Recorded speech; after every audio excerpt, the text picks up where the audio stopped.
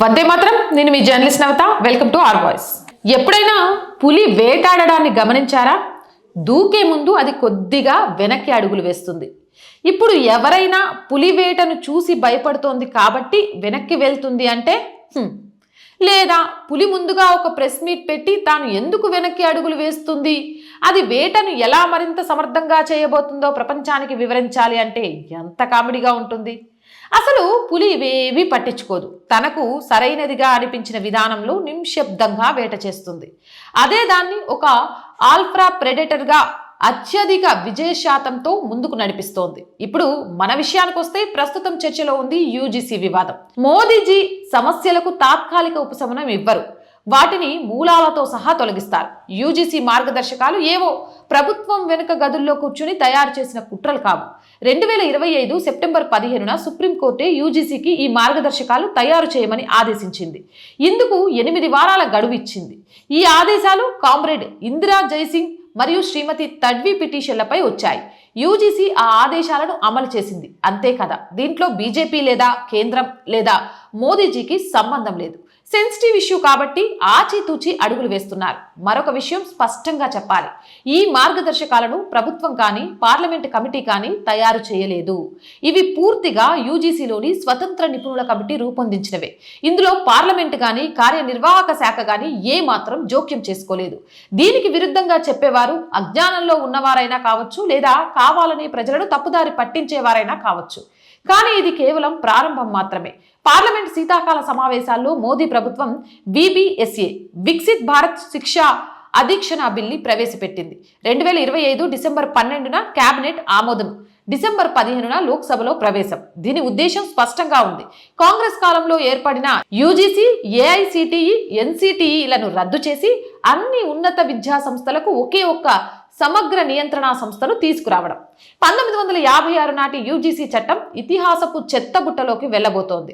అయితే ఇప్పుడున్న ఈ కఠినంగా కనిపించే నియమాలు ఎందుకు? కేవలం చట్టపరమైన ఖాళీ ఏర్పడకుండా ఉండడానికి, అంతకు మించి ఏమీ లేదు.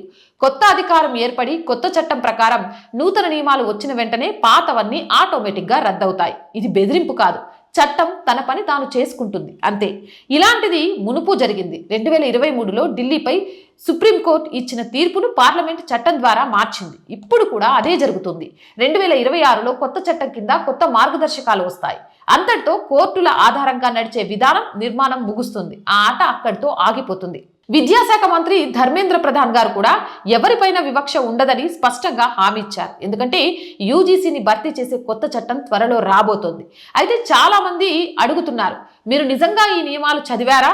ప్రభుత్వం ముందే ఎందుకు స్పష్టంగా చెప్పడం లేదు అని. దానికి కారణం ఒక్కటే, భారత్లో ఉన్న విషపూరితమైన ప్రతిపక్ష రాజకీయాలు. ప్రభుత్వం తన వ్యూహాలను ముందే ప్రకటిస్తే వాటిని అడ్డుకునేందుకు ఒక్క క్షణం కూడా ఆలోచించకుండా అడ్డంకులు సృష్టిస్తారు. ఇంతకు ముందు జమ్మూ కాశ్మీర్లో బీజేపీ పీడీపీతో కలిసి ప్రభుత్వం ఏర్పాటు చేసినప్పుడు ఎంతో మంది బీజేపీ మద్దతుదారులు అసంతృప్తి వ్యక్తం చేశారు. బీజేపీ అధికారం కోసం సిద్ధాంతాలను తాకట్టు పెడుతుంది అన్నారు. కానీ తర్వాత ఆపరేషన్ ఆల్ అవుట్ ప్రారంభమైంది. లోయలో 200కి పైగా ఉగ్రవాదులు నిర్మూలించబడ్డారు. ఆర్టికల్ 370 రద్దుకు దారితీసింది. ఇలాంటి అనేక ఉదాహరణలు ఉన్నప్పటికీ మోడీజీని అనుమానిస్తున్నారు. మోదీజీ తాను మొదలుపెట్టిన పని పూర్తిగా ముగిస్తారు. రాముడి శీలాన్ని, మోదీజీ వ్యక్తిత్వాన్ని శంకించకండి. ఆయన విధానం ఒక్కటే, మాటలతో కాదు, తన చేతలతో బదిలిస్తారు. అలాంటి నాయకుడికి అండగా నిలబడాల్సిన అవసరం ఈరోజు యావత్ భారతదేశానికి ఉంది. అవునంటారా కాదంటారా? మీ అభిప్రాయం ఏంటి? కామెంట్ సెక్షన్లో పెట్టేయండి. మోర్ వీడియోస్ కోసం ఛానల్ని వెంటనే సబ్స్క్రైబ్ చేయండి. జై హింద్, జై భారత్. అండ్ రోజు చెప్తున్నానండి, R voice group of channels ఉన్నాయి. R voice, R political, R Sanskriti. ఈ 3 మన ఛానల్సే. దేశం కోసం, ధర్మం కోసం ఒక అడుగు ముందుకు వేస్తూ ప్రారంభించిన ఛానల్స్. వీటిని కాపాడుకోవాల్సిన బాధ్యత మనందరి మీద ఉంది. సో ప్లీజ్ సబ్స్క్రైబ్ చేయండి. ప్రతి వీడియోని లైక్ చేయండి, షేర్ చేయండి. ఆర్థికంగా మీకు తోచిన సహాయాన్ని చేసి ఈ ఛానల్ని నిలబెట్టాలి అని ప్రతిరోజు పోరాడుతున్న నా సంకల్పానికి అండగా నిలవండి. ఆర్థికంగా సపోర్ట్ చేయాలంటే సబ్స్క్రిప్షన్ పక్కనే జాయిన్ అనే బటన్ ఉంది. 1 to 5 లెవెల్స్ ఉన్నాయి. ఏదో ఒక లెవెల్లో సపోర్ట్ చేయండి. లేదా స్క్రీన్ మీద గూగుల్ పే, ఫోన్పేతో పాటు అకౌంట్ డీటెయిల్స్ ఉన్నాయి. మీకు తోచిన సహాయాన్ని అందించవచ్చు. వ్యాపార ప్రకటనల కోసం 8328 500 576 నెంబర్ని సంప్రదించండి. జై హింద్, జై భారత్.